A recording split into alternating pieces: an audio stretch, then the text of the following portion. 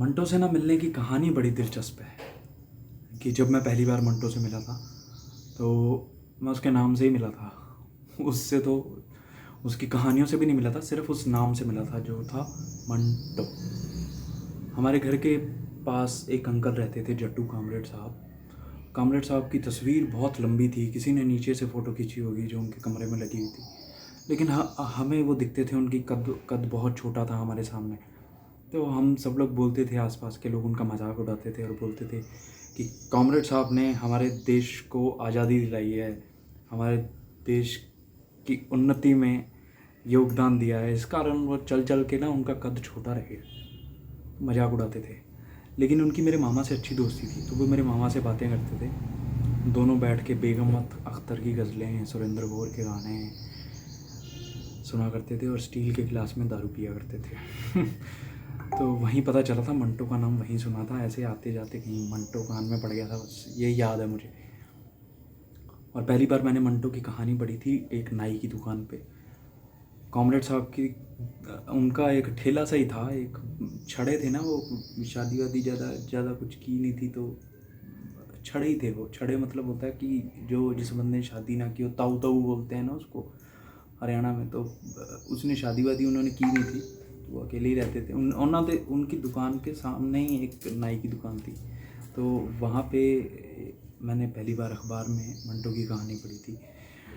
मैं वहीं कहानियाँ पढ़ता था, तस्वीरें देखने जाता था ख़ास तौर पे। वहीं कहानी पढ़ी थी मंटो की, टोबा टेक सिंह। कुछ याद नहीं मुझे टोबा टेक सिंह के बारे में, लेकिन मुझे एक बात याद है। वो एक डायलॉग है, ओपड़ दी लाल दी लालटेन, हिंदुस्तान ते पाकिस्तान दी तुर फटे मुँह। बस वो मुझे याद था और मैं स्कूल में भी बोलता रहता। बाद में फिर अपन चले गए शहर, नौकरी वोकरी करने, चाकरी करने, अपने आप को बदलने, टिप टॉप होने के लिए। तो शहर गए, तो वहाँ जाके NSD के पास एक आंटी किताब लगाती हैं, संजना आंटी। बहुत से लोग जो किताबें पढ़ते हैं जानते होंगे उन्हें। तो संजना आंटी से मिले, संजना आंटी ने किताबें रेफ़र की। मेरे कुछ दोस्त हैं, उन्होंने मुझे बताया, तो मैंने मंटो को पढ़ा।